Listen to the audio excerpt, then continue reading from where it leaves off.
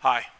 I'd like to thank every member of this organization, whether they're active or retired, for what they've done in the last couple weeks regarding the riots that have occurred in Columbus, Ohio.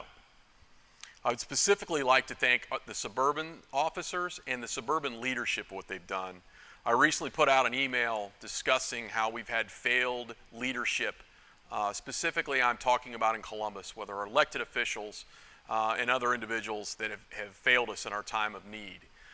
I appreciate the leadership we've received in the suburbs and the support. Without them, this job would have even been more enormous for our officers to handle, and this is why we all stand together during these times.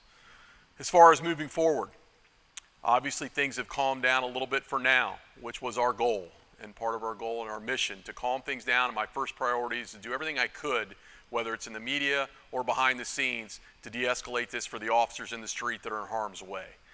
Then we will move on to our next phase. We've got several different phases we'll be working on. We will be meeting with groups within our organization. We'll be meeting with outside groups and formulating a plan for the upcoming negotiations and everything else we're going to deal with. This won't just impact Columbus. We know this. These things will bleed over into suburban agencies. So while we're specifically talking about the riots in Columbus, we understand that this is an issue that we're all watching and we are preparing for every one of our members.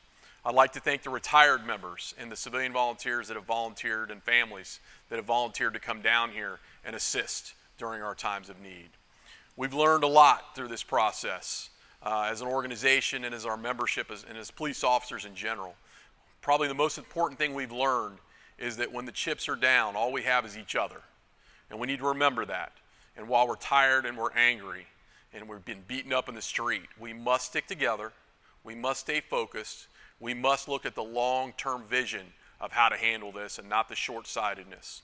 We will continue to do more interviews and press conferences, but we will be strategic in how we do that with a plan we are putting in place. For right now, please be safe. Watch out for each other. We're all we have. Thank you.